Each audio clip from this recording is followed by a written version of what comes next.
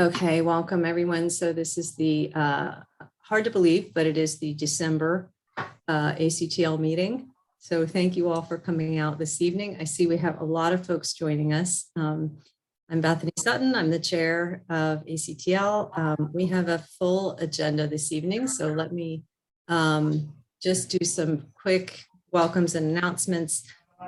I did see Sarah Putnam. There she is on my screen. So Sarah is here this evening. Bridget is not going to be here this evening. So we'll be leaning on Sarah in Bridget's stead. And I see that Kim Graves is with us. Welcome, Kim. So Kim Graves is here this evening as well. And as you all know, or hopefully know if you saw the agenda in advance, Dr. Duran will be joining us this evening partway into the meeting. So I did flip the agenda around a little bit for tonight. But what we will be doing is following up on our conversation last month about English language arts, about literacy. So we're going to follow the same pattern for those of you who've been engaged this fall of going into breakout rooms that are split by elementary and then secondary, so elementary and then middle and high. Same routine as we did with our conversations about math, meaning Anne Harris will facilitate some feedback from the community about elementary, about literacy in elementary schools, and Jason and Kelly will facilitate in the middle and high conversation, and we'll take probably about 15 minutes or so to learn what you heard in your communities, if you used the discussion points, the presentation from last time, and any of the questions that we had put on the table. And then we will come back together. We're going to talk a little bit this evening about the upcoming conversations that we're going to be having with the ACTL committees. Those are going to take place in the first quarter of the year, of the calendar year. So we're going to talk about that a little bit, and then we will move into this evening's presentation, which will be on social emotional learning. So Dr. Duran is going to join us around 7:45, and we'll go into that conversation. We will not have enough time to do breakout groups following the presentation on social emotional learning, although we will make sure that we have enough time for some Q&A in the large group. And then we can pick up any follow-up on that topic that we need to do in the first part of next year, so, or following the holidays. So with that, I am going to invite everyone to go into the breakout rooms. I'm going to set the timer for about 15 minutes or so. And so you should see in a moment an option to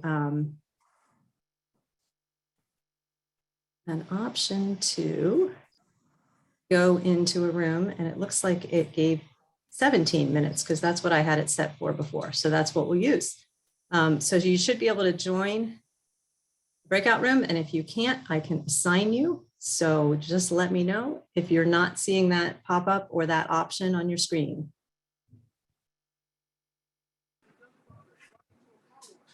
Hi, Bethany. This is Kim. I'm not seeing that option on my screen. Okay, Kim, which one would you like to go to? Would you like to go to elementary or middle high? Either one, wherever you would like to assign me. I don't have a preference. Maybe middle or high. Okay. Hi, Bethany. Word again. No, Jason's unmuted. Jason, you're up. Okay. What's your I know that's like fate worse than death, right? That's okay. That's okay. No, it was good. We had a good discussion. We had report outs from 3 schools. Quite a bit amount of work has been discussed to get this information so quickly. I think just some highlights, not terribly surprising. I think definitely, wanting to get more consistent feedback was something that folks expressed. We definitely got that. Not spending, there's desire to have more writing, especially the research paper, but more writing and reading, both. That was another theme that came through. Some mixed reports back, not all bad. There was definitely some, I guess some students are feeling, their parents are feeling their kids are getting some good note-taking skills. Not that it's consistent across the board, and this is a pretty narrow, limited set of samples, but that was one of the things we got back. Yeah, but the research thing, very few students had done a research paper. They mentioned science, was one of the few places where they did, but even then there wasn't a whole lot of guidance. So just something we can build on or take away from there. I know I'm missing some things. I don't know, Kelly, if there's any other highlight or two you want to add in based on what you heard. No, I think that was a pretty good overview. Okay. Okay. No, and definitely big thanks to the folks who are able to get this information. It's a lot of work, so we appreciate it. Thank you. Okay, Anne.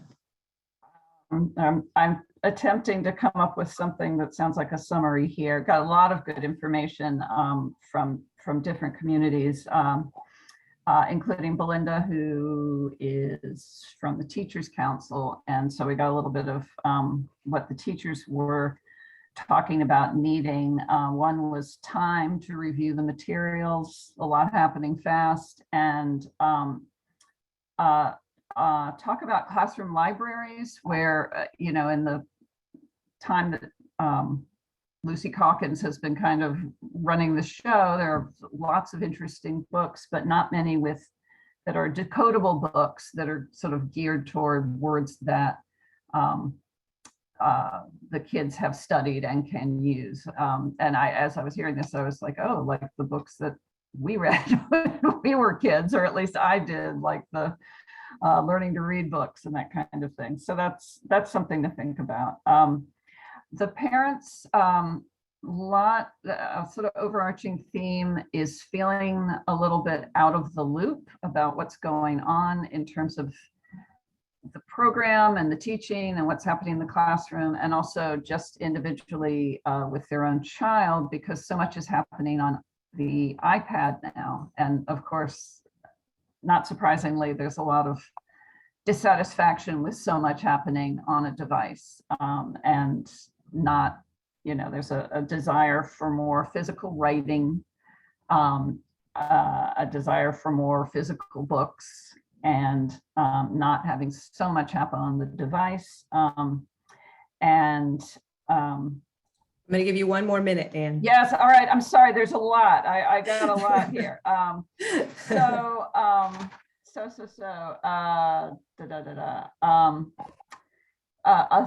Some thumbs up votes for Lexia.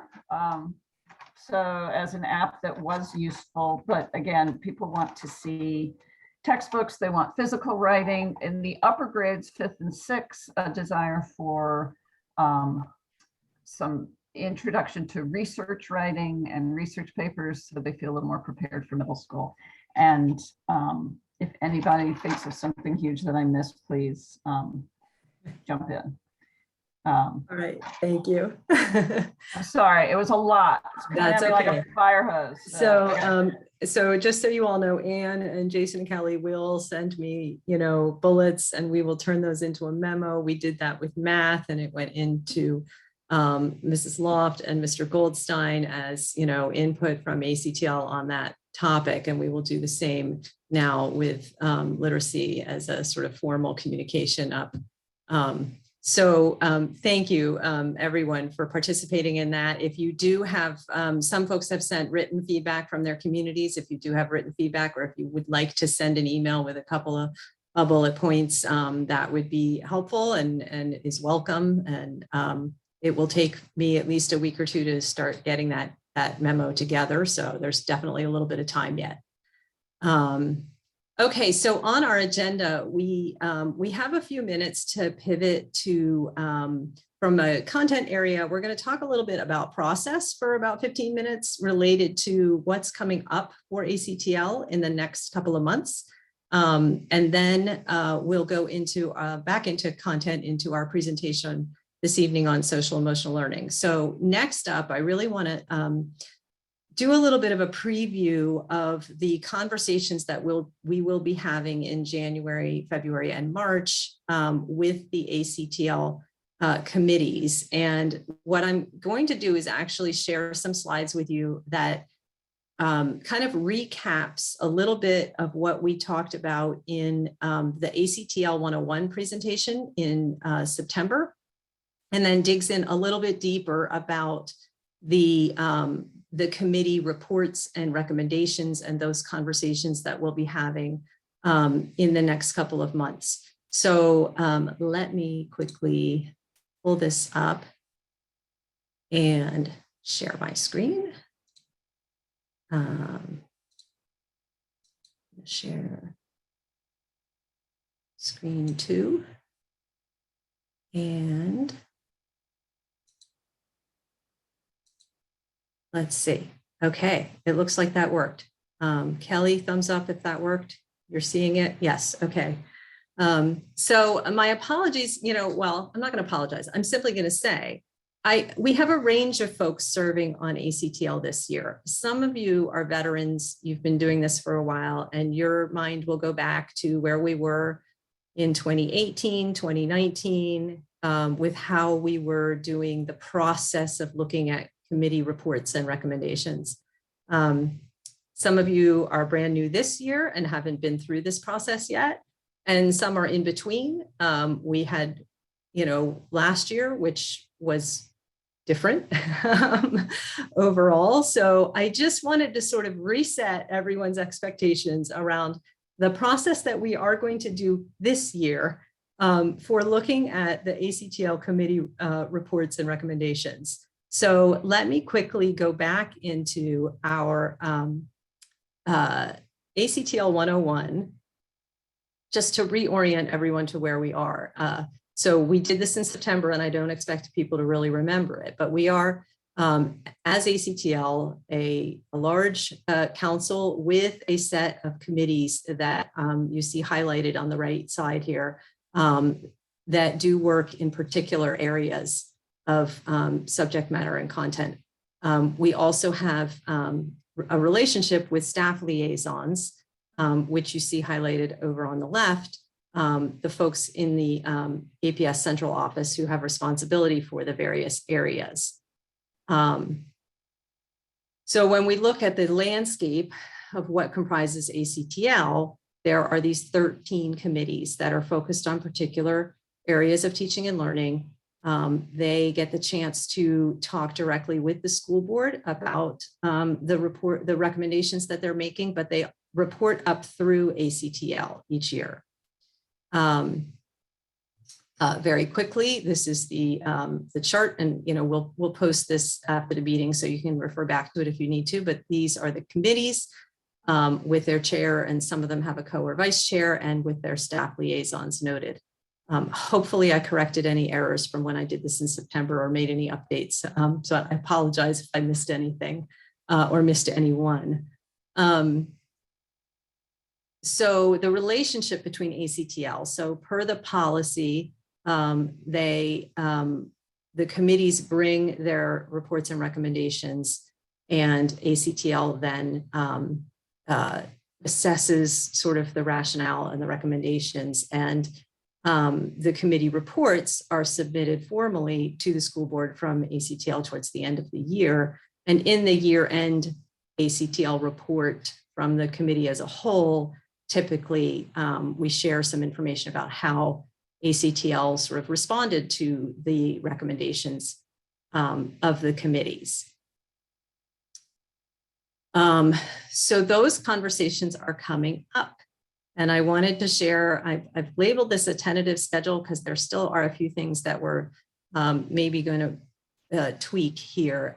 But of particular note is that in order to get through conversations and really give enough time for all of the committees to have some dialogue with the ACTL reps, we're extending the February and the March meetings to a 2-hour meeting instead of a 90-minute meeting.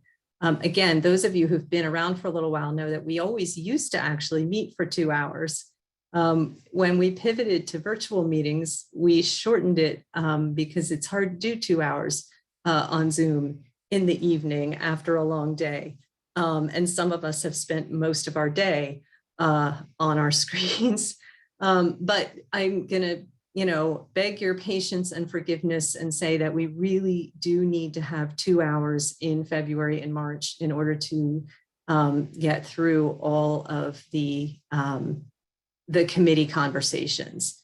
One thing I will note before somebody says it for me, you will see that there are 12 committees listed here, not 13. The Arts Committee is on a bit of a hiatus this year. We're in a process of sort of reconstituting the Arts Committee. And so they have a reprieve from doing a report and recommendations for this year. In light of the schedule and the conversation that we're having this evening around social emotional learning, I am thinking that we will do our sort of recap and debrief and follow up on social emotional learning at the February meeting, giving everybody a chance to kind of engage with their communities a little bit around that topic. And so I will likely be asking one of the February 2nd committees to bump to March 2nd in order to accommodate that.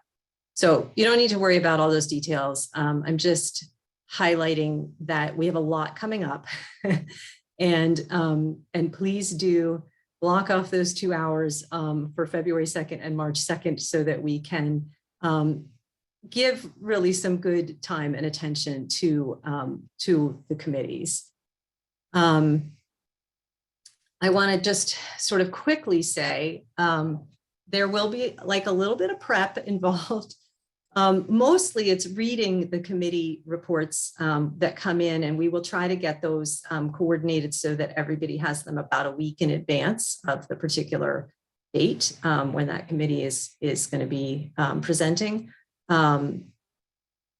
It's really important to read the reports because we try to keep the committee presentations brief so that you all can ask questions and engage in conversation.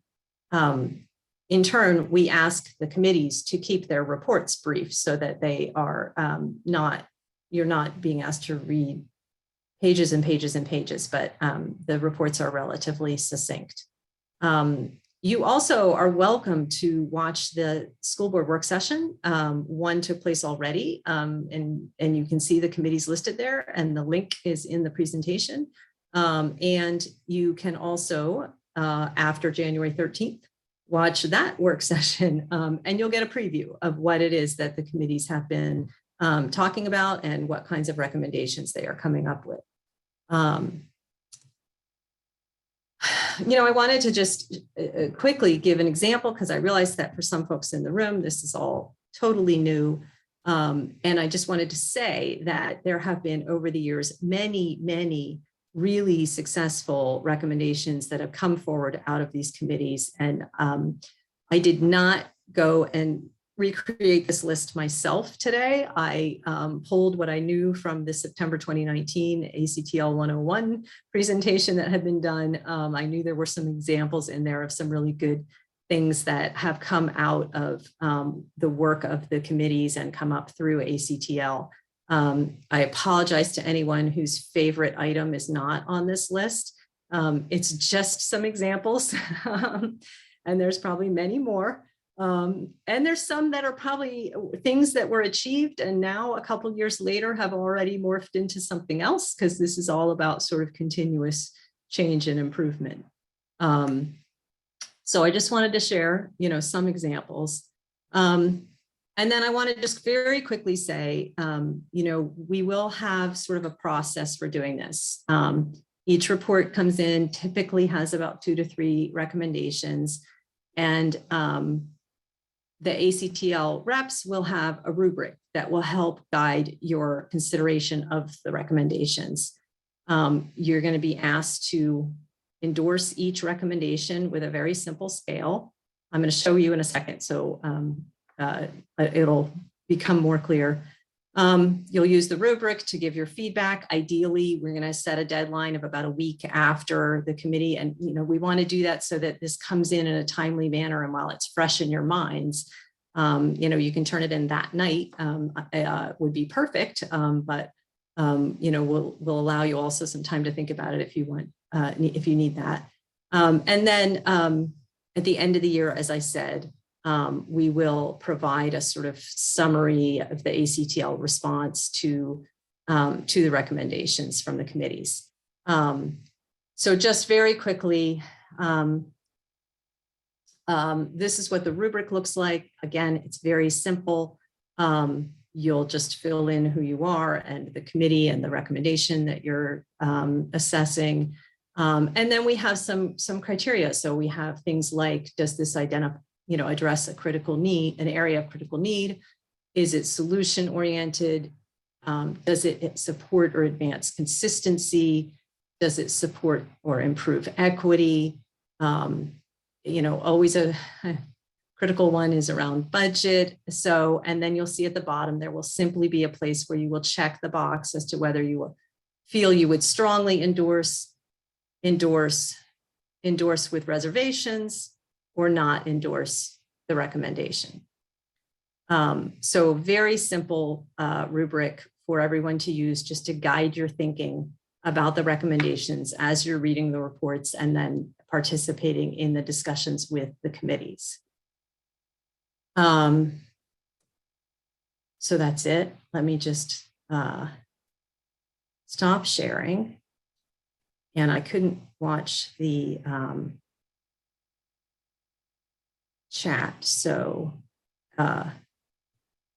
any questions? Any questions?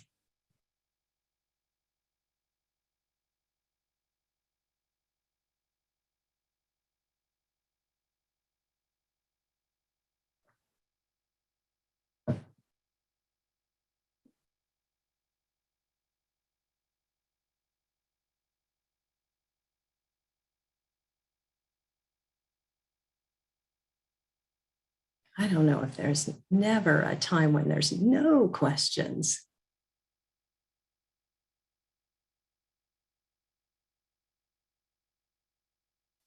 Anyone who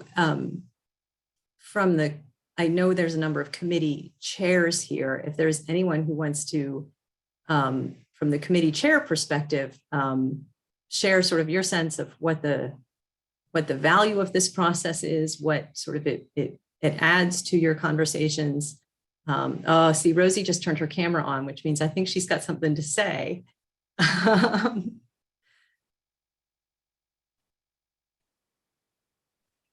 Okay, so only because we started our early morning with you, Bethany. Yes, Rosie is the co-chair of the CTAE committee, everyone. And my partner, Dan, is also on this call. I think what I would say, and I'm gonna say this not from my current hat, but my former hat from years gone by. This is a valuable process. I really like the way you've synthesized it. And part of what makes it so valuable is that everybody gets in alignment. Mm-hmm. And so when we are advocating for the system, with the system membership writ large, the leadership, we are all understanding where the other demands are. And so from a committee chair perspective, I have always found it valuable to know what the priorities are of my peer committees. And so I keep that in mind, and I can calibrate when we are in a negotiation, kind of how what we are recommending fits in with other priorities, how we can support them. So we actually experienced that at the school board presentation when both when Dan and I had a chance to present in November, and then our supporting staff colleague presented as a committee. When the school board was asking us questions, there were clear connections between what we were doing and what other committees would be proposing going forward. So I'd say that's an observation. And I think that's been the value all along of the work that we're doing together. And even though I'm not in a school community anymore and long haven't been, it doesn't matter. I still know what the priorities of the system are. Thanks, Rosie. Anyone else want to add a comment from the committee or committee chair perspective?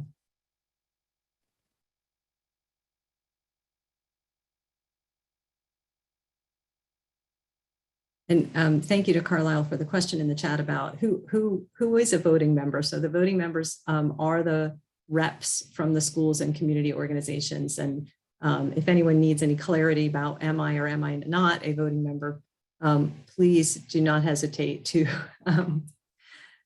reach out.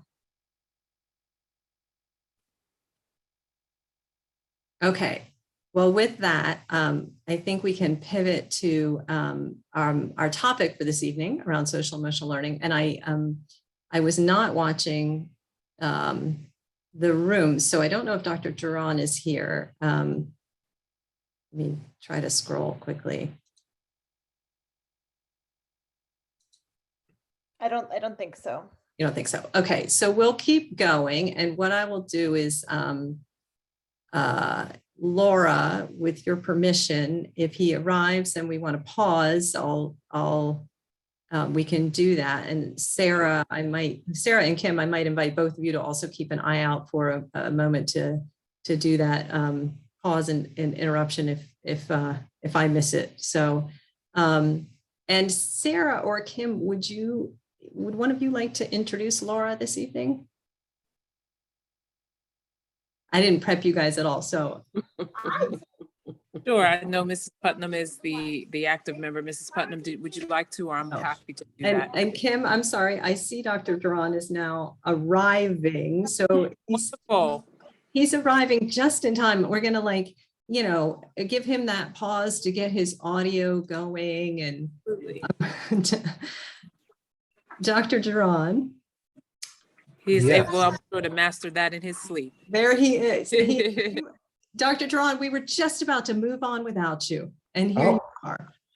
Sorry about that. I finished my last meeting. No worries. Thank you so much for joining us. Let me just quickly say, it's a shame that you've got such a busy job because we've been meeting since September, but we are pleased to welcome you here this evening to join us. If I quickly recap, ACTL has covered a number of critical topics so far this fall. We've talked about math education. We've talked about literacy and English language arts, and these may be familiar to you as high priority items. And as you know, this evening, we are moving into the topic of social emotional learning. So we've just done some business and we're going to move into that topic next, but I wanted to give you the chance to speak for a moment before we do that presentation. Great. Well, thank you. And I'm glad I finally could come to one of the meetings. I have so many night meetings, but definitely wanted to get to this group as soon as possible. And what a great night to be here when we think about SEL, which is such an important part of our work. And always should have been part of our work. And I think it was on some level, but certainly since the pandemic, it's really been brought up in the level of awareness we need to pay attention to understand how our students and our staff are doing. And so I know I see Ms. Graves here. I want to thank her and her team. Really, she's been kind of like the person on my team who's really been the focal person on ensuring that through the Office of Student Services, we really find a framework that we can have system-wide to approach SEL. I want to thank her and the team and her staff who've really been working on explicit SEL instruction through some lessons that they've been creating that are available, structured lessons that have been available for our staff to use as a resource. I know we have a lot of, as I visit schools, I've seen a lot of creative ideas for how teachers and schools are addressing SEL, but from a school system perspective, it's really important that we provide resources that can be consistently used across the division. Another hat I wear on the State Board of Education, and in July, we released a uniform definition of social emotional learning and standards around that for the first. So I was really happy to see that. So that helps us ground our work and for teachers who are engaging in the work to have standards for us to work through. And so I'm just excited and also here to hear any thoughts and ideas. I know we have a lot more work to do. I know in addition to some of the lessons that we've been working on, the SEL lessons, I know that there has been an amazing effort by each school with their mental health team that they have, our school psychologists, our social workers, our counselors. They have really gone above and beyond this year and last year, but more so this year. People kept saying, well, once we get back in person, it's going to be so much easier. And let's get out of, virtual learning. Well, this year has been more challenging, particularly, I would say, for our mental health teams that are at the schools. And so they have really, really, really, really focused on individualized interventions that are needed. They're really looking to some group, settings that they have set up for students, having to really think about not just academically how our students are doing, but the emotional trauma, and acknowledging the trauma that we've all gone through. And our students are, as adults, we've gone through a lot this past year, but imagine our students who don't quite know and understand how to deal with that. And the interesting piece that I hear more and more about it as I visit schools and see, we have students who had never been in school, right? Some of our first graders, they weren't in school physically as kindergartners. So reimagining, what does that mean to be in first grade? Some of our 8th graders, they were last barely in middle school, maybe half of a year. Our 7th and 6th graders never were in middle school. So those things added to the framework that we're doing through Office of Student Services with Dr. Newton and Ms. Graves, and then some of the SEL lessons that we're doing. Yeah, that's all great. And I'm glad we're doing that. And I'm happy that we're going to do more of that. But it's really, in my mind, that direct individual intervention and understanding that our mental health teams are doing at the schools to wrap around. And I'm so pleased we have great school psychologists and social workers and counselors. We need more, but what we have, I'm really pleased with. So this will remain a priority of ours for a long time to come, because we know any research tells us that a student is not able to learn until we address, the old Maslow's hierarchy of needs. We go way back, right? If we do not address how students are feeling, the understanding of their home life and their situations that they're bringing into the school, we can't expect them to go into a classroom and just begin learning. And then we should also be mindful that if they're struggling academically, it doesn't mean they just need academic interventions. It means they may need some social emotional support. So the individualization of the interventions that are happening, the group settings, the struggle, really just the behaviors that we're hearing. Ms. Graves and I have talked together, and we've heard from many principals, and just the amount of behavior that is very different this year for students. Just again, I think it's a combination of the trauma, but also a combination of being in a structure again. One principal was teasing and laughing about how all her kids walk into school in kindergarten, they all take their shoes off right away and just lay on the floor, and they don't get in their desk. They don't even know what it means, because, that's what they were used to. First graders, the same thing. Last year when they were virtual or on their iPad, they could be just laying around, or they want to go to the bathroom, they just get up and walk out and walk to the bathroom, or, it's just that whole socialization of being in school. And that does, that's a cute part of it, I should say, something to laugh about, but it's also stressful and challenging, because then there's other elements of that where students aren't able to focus, and then that creates behaviors. And so there's a lot we have to do, and I welcome any suggestions and thoughts as we move forward about how do we either strengthen our ATSS, which is our tier system of support, how do we do more in our lessons. But thank Dr. Newton and Ms. Graves for their work, and their team for their work on that. So I'll pause there. Thank you, Dr. Duran. So let's pivot into Dr. Newton's presentation, and I'm gonna really hold us to an 8:15 end time for that, so that we can make sure we have time for some Q&A and some engagement. And remind all the ACTL members in the room, please hold your comments and your questions so that the chat does not become a distraction from the presentation. Let's see the presentation through, and then we can begin to drop things into the chat and open it up a little bit for that last 10-15 minutes or so. Thank you. Bethany. Can you share the screen with me so I can show the PowerPoint, or I can certainly. Yes, you should be able to share now. Okay.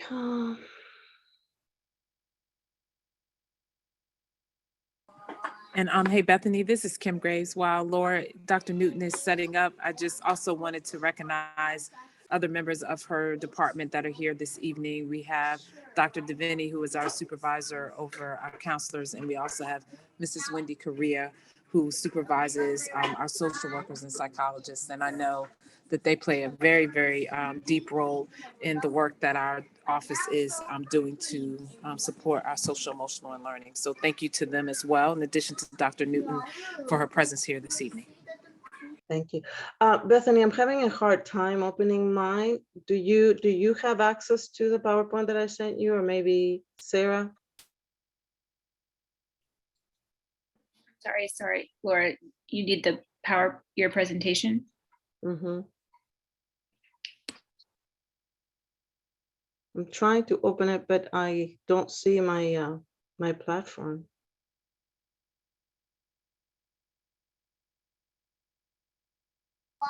I think you're currently sharing your screen, Laura. So if you want to try to go to your icon that allows you to pick up your PowerPoint presentation, because we currently see your screen.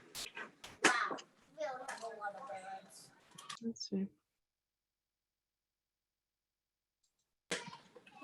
Yep, we just saw your desktop. Oh, see, I don't, okay, I'm trying to see what you see. That's not what I'm seeing, but okay. We see your Zoom screen now, and now it's going to Google. No, that's not what I want. Sorry, Laura, I don't think I have the final version. So Sarah, if you have I it. can show, Laura, do you want me to share my screen? Because I did pull up your last. Oh, perfect. your Thank last you. Yes, version. because I cannot see it. Thank you so much. That's okay. Let me try.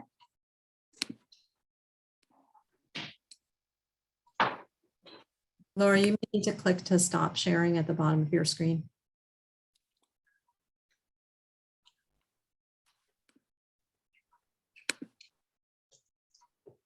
So thank you. Just like Kim said, I do have team of my my team members joining me tonight.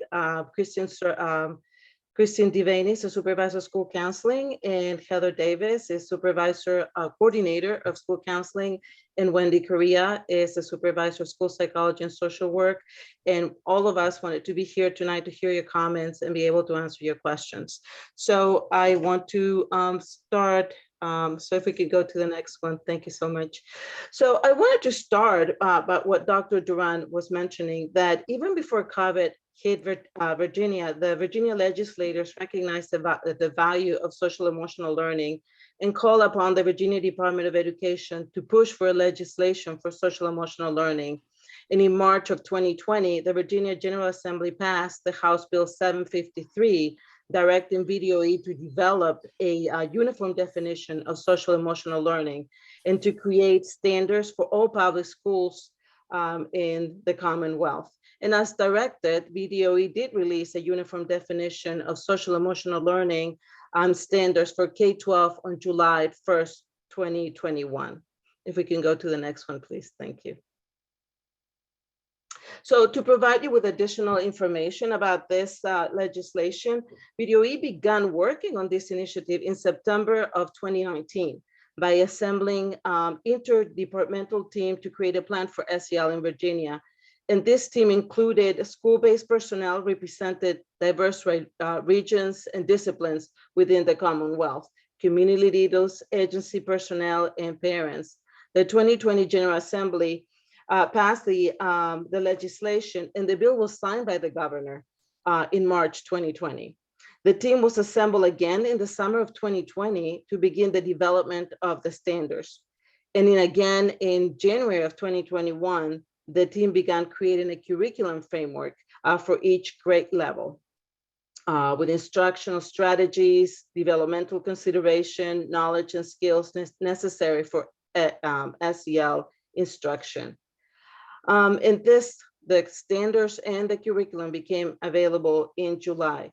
But it's important to know that even though the standards and the definition became available, they're not mandated at this time. They're just encouraged. Next slide, please. So one of the things that VDOE wanted us to stress is there's some misconceptions about SEL that they want us to clarify. So one of them would be that some people think that SEL is a program. And the reality is that, you know, if you're doing SEL, SEL is more than a program. It is a common language or common practices that you have to see throughout the day, throughout the community, and throughout the school routines every day. Another misconception would be that SEL is done just by counselors. And the reality is if you implement SEL the way it's supposed to be, it is done by everyone. It is done by teachers, it's done by administrators, cafeteria, support staff, everyone.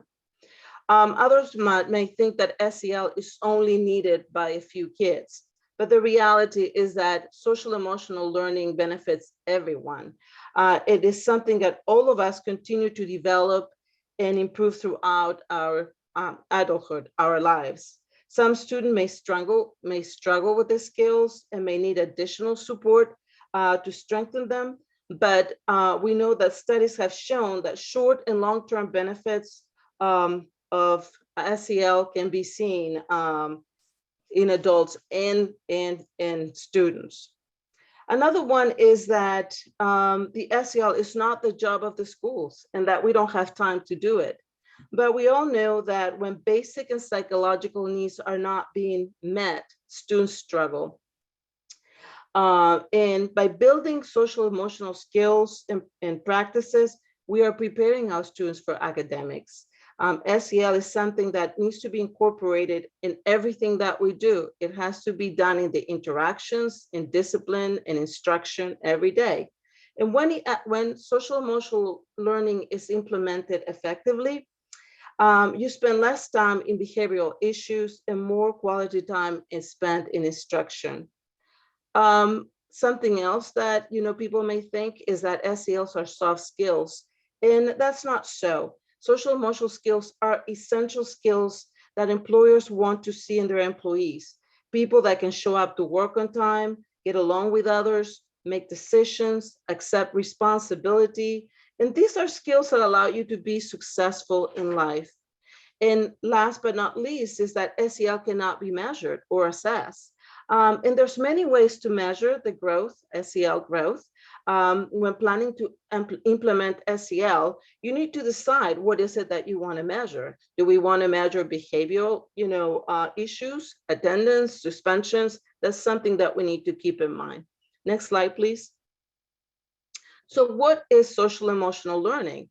The Virginia Department of Education social emotional learning efforts are driven by the commitment to ensure that every student in Virginia attends a school that maximizes their potential and prepares them for the future. The Virginia definition is intentional to create a definition that includes adults as well as students, because social emotional learning is important to all of us to become better and more caring human beings. Next one, please. So VDOE believes that bringing SEL into the classrooms is essential to increase engagement and academic achievement and create caring classroom environments. And for that, they have 4 essential elements that are integration and infusion, family and community engagement, explicit instruction, climate, and culture. So the standards that they provided for kindergarten and across 2-year grade bands, each grade band, it has its own curriculum framework with ideas, strategies, knowledge, reflection, questions to bring the standards to life and to support implementation of these efforts in the classroom. Next slide, please. The Virginia SEL guidance standards are aligned with CASEL's 5 SEL competencies that we know are self-awareness, self-management, social awareness, relationship skills, and decision-making. Each competency consists of 2 overarching concepts that provide clarity on the outcomes for SEL attainment. And as I said before, these standards are provided from kindergarten, and then they are provided in 2 grade bands. So they have 1, 2, 3, 4, and so on. And this allows for developmental differences in children and for repeated instruction across the 2 grade levels. Careful consideration was given to vertical alignment so that the standards build upon the skills learned in previous grade bands. This past summer, our school counselors reviewed the SEL standards and aligned the APS with new, they align APS with the new SEL guidance standards for each grade level in the 5 competencies. Next slide, please. So as many of you know, student services staff provide social, emotional, mental health supports through a multi-tier systems of support. All students receive academic, vocational, and personal support through our comprehensive school curriculum. Explicit SEL instruction aligned with the 5 competencies are provided by classroom teachers during teacher advisory periods or morning meetings. All instruction on the SEL curriculum, the monthly activities, the SEL toolbox, and resources are available in a new Canvas course that was created by student services. Tier 2 supports are group and individual interventions that continue to be provided by school counselors, social workers, and psychologists. These are targeted interventions towards developing specific social, emotional, and individual needs. And tier 3 through supports are intense interventions to address specific student needs, such as individual counseling, and may also include coordination of care and referrals to outside support, such as DHS. We work very closely with them. Next slide, please. And as indicated on the previous slide, student services created the Canvas SEL course for all school staff that include the new definition by BDOE, the new standards, the alignment, APS alignment with SEL standards. We have monthly calendar activities. We have additional resources, articles, webinars, and videos for our staff to become more knowledgeable about SEL. We began the school year by placing a major emphasis on welcoming students back to school and helping them reconnect back to school, teachers, and peers. Each month of the school year will be devoted to a different SEL competency, and we'll be engaging in related SEL activities. All activities for September and each month after that are found in the Canvas course. Additionally, student services will be posting on our student services webpage monthly SEL newsletters that will cover topics around social emotional learning, mental health, and any relevant topics and resources. Next, please. As stated earlier, the Office of Student Services is providing a 10-month school calendar with SEL activities and resources for staff. This slide gives you an example of the first 20 days of SEL, Reconnecting as a Community. This was a robust calendar of daily SEL activities provided by the month of September for teachers to use with their students. As you can see on this example, this is an SEL lesson for grades 6 to 8, and it's the first day activity was entitled, Who Are You? And focus on students introducing themselves to others in order to help them build relationships with classmates. Next slide, please. Additionally, the Office of Student Services began the school year with professional development opportunities for educators and administrators, which included in-person and video training on SEL new standards and current alignment with the BDOE standards. Additionally, we have provided training for crisis management, and now we see what is happening around the country, and it's important for our school counselors, social workers, and psychologists to be trained, to be prepared on the prepared program. We have also provided training on Section 504, equity and social justice topics such as LGBTQ, transgender, and other topics in social and emotional mental health wellness. Next, please. I also wanted to bring up the fact that we have been working very closely with the Arlington Tiers of Support's ATSS coordinator in the Office of Academic Support to help select and create an implementation for a SEL Universal Screener. It was not until late November that ATS finalized a contract with Panorama for an SEL Universal Screener. The screener will be aligned with the 5 SEL competencies. Currently, we're working with Panorama to develop a plan implementation for the spring of 2022, and we'll provide further details as soon as they become available. Next, please.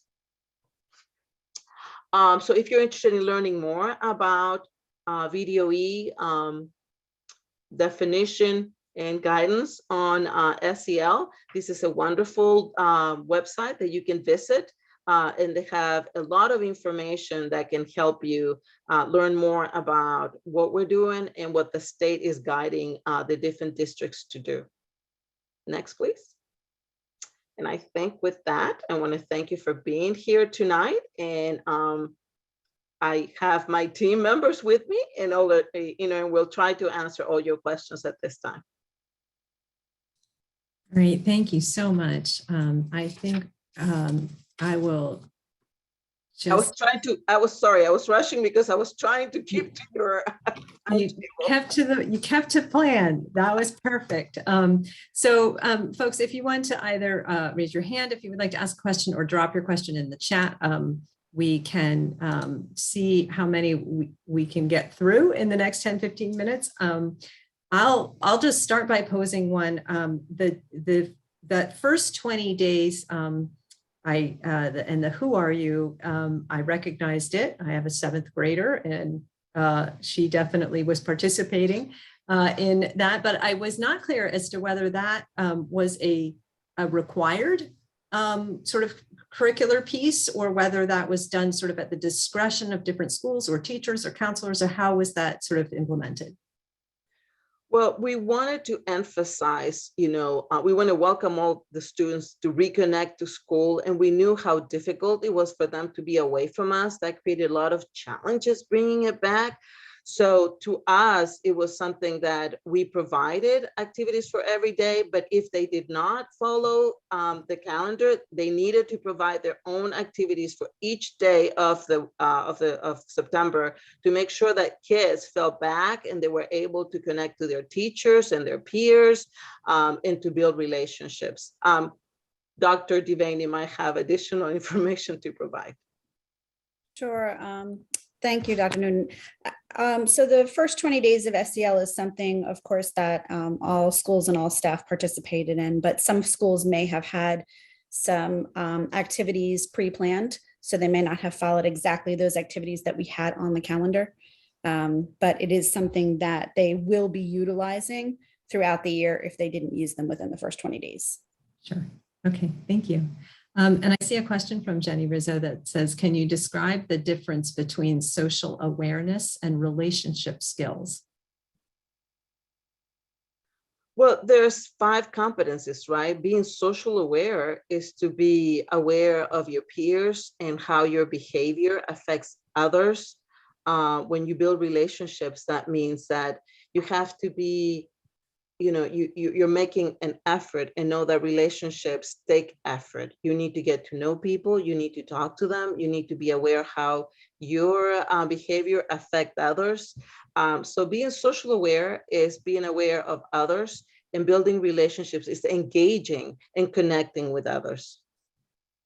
Right. And then just to add a little bit to that, right, that looks a little bit different at each developmental level, of course, right? So maybe with the younger grades, social awareness would be about personal space, reading body language and things like that. And as they get older, that would look a little bit different, and relationship skills would be more specific to communicating and perspective taking and things like that. Thank you. So Miles is asking what's being done in terms of sort of monitoring and determining whether and how various initiatives, SEL initiatives, are working.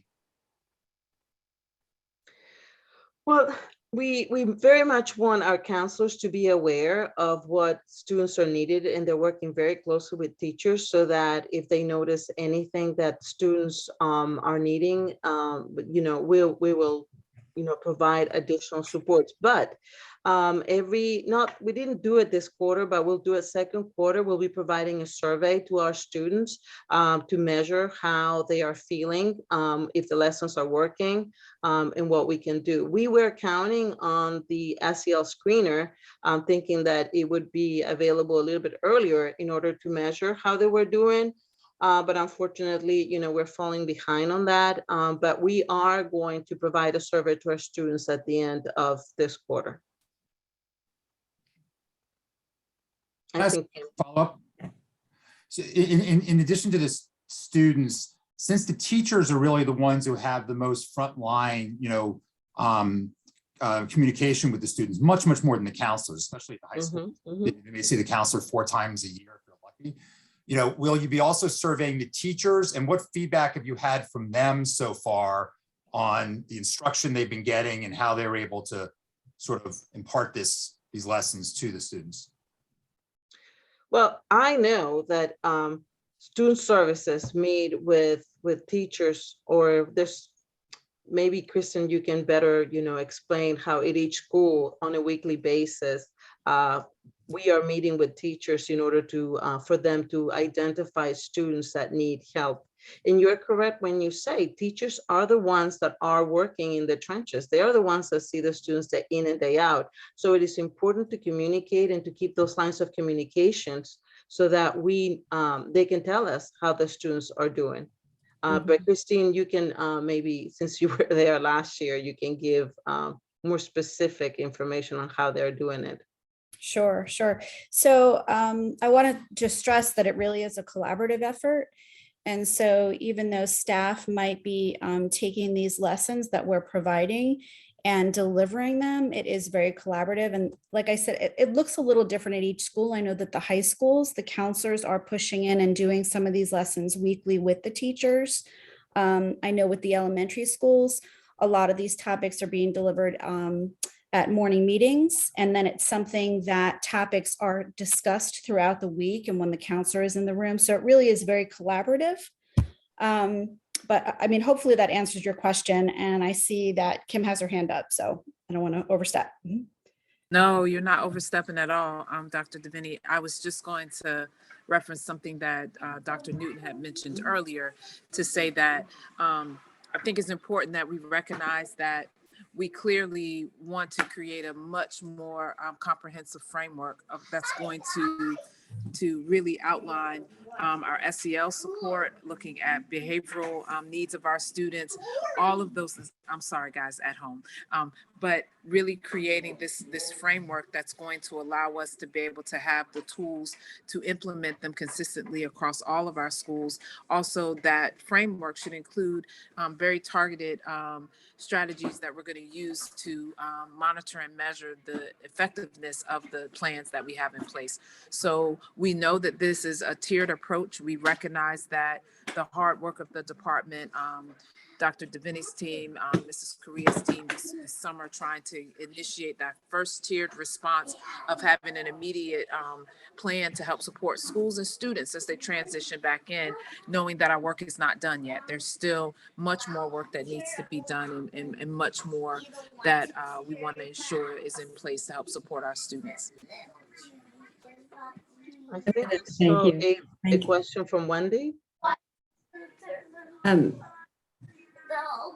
me run through what's in the chat right now. So I think Merritt and I were sort of asking a similar question. So I'll read Merritt's question, which maybe is better worded than mine. Is the SEL curriculum culturally competent? Does it reflect and acknowledge the diverse social and cultural backgrounds of all the students in APS? And then I asked, could you describe what strategies you employ to address equity in social emotional learning? Well, like I said earlier, when we talk about social emotional learning, we're talking about, the 5 competencies. And so we're talking about, all the kids learning those basic overarching concepts that, the state recognized. What we want to do when we give the SEL screener is the ability to be able to determine if there are strengths and areas of growth in different populations of our community. So then we'll be able to know if there's certain populations that might be needing different interventions. But the pandemic has provided challenges for all our students, regardless of their background. I think all of them had a difficult time reconnecting to school. They were, there was challenges about being at home all the time. And I think that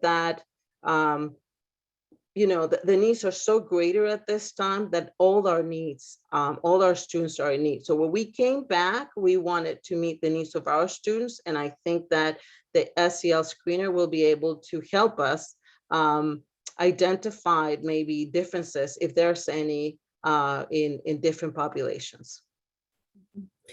And I just wanted to add to that too, because these are excellent questions and excellent points, of course. What we did was we did take some feedback from last school year. And last school year, we had created SEL videos specifically aligned with the Sources of Strength curriculum on mindfulness. And so we had a mindfulness trained professional create these videos.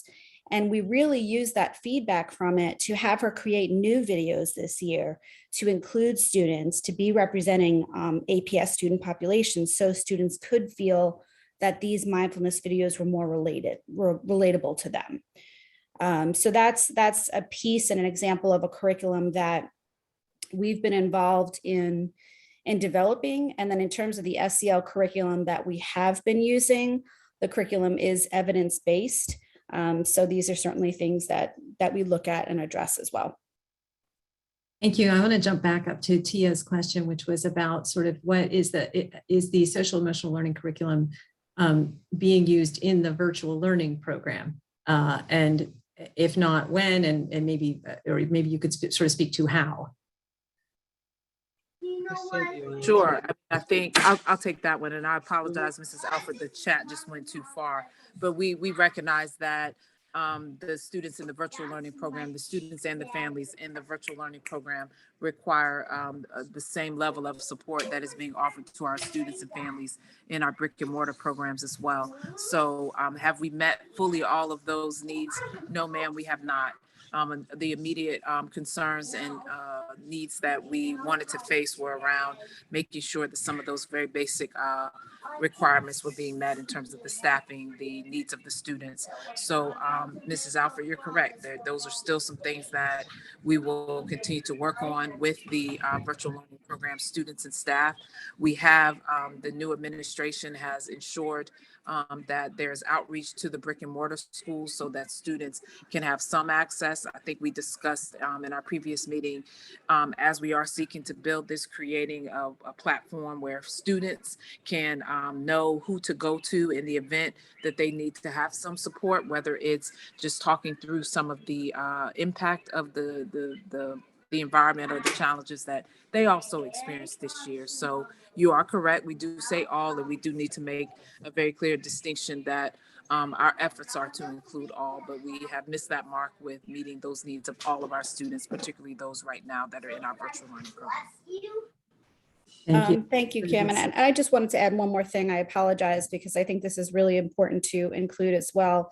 The curriculum and the lessons that we have been offering and providing for staff, these are lessons that we are continuing to add throughout the year.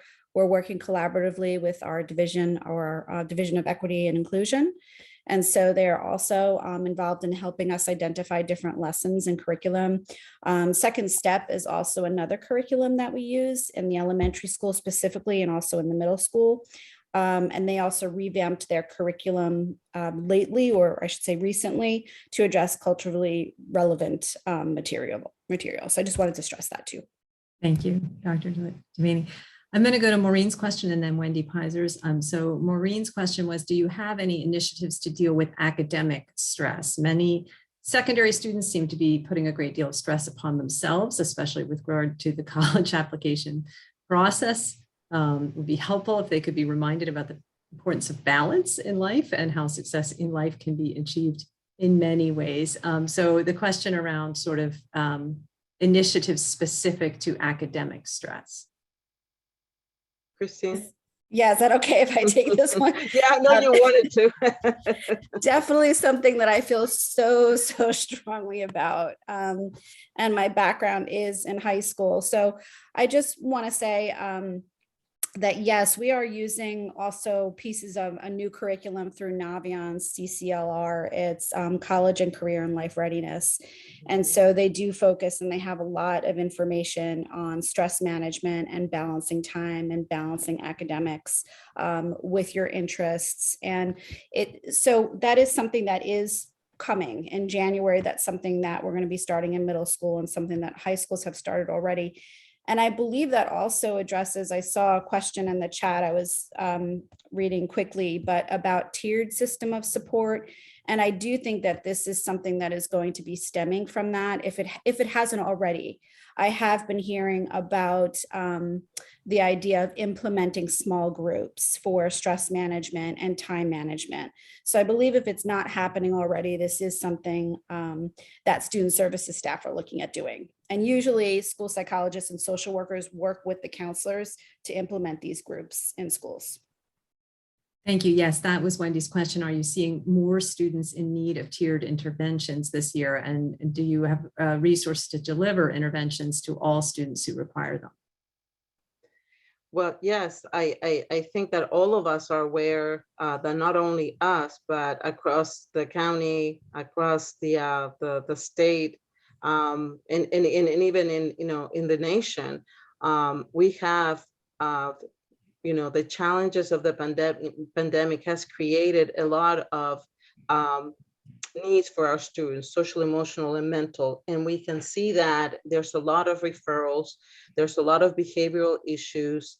And in talking to the state and in other counties, there's a capacity issue because the issues are there. So we are trying to, that's why we try to provide the tier 1. That's basic, everybody gets them, but kids that need individual attention, we will start in tier 2 with groups in order to help them out, in order to deal with, specific skills or issues that they're having. And if it escalates to something higher, that's when you go with tier 3, where you have the counselor, you can have the social workers and the psychologists working one-on-one with the students.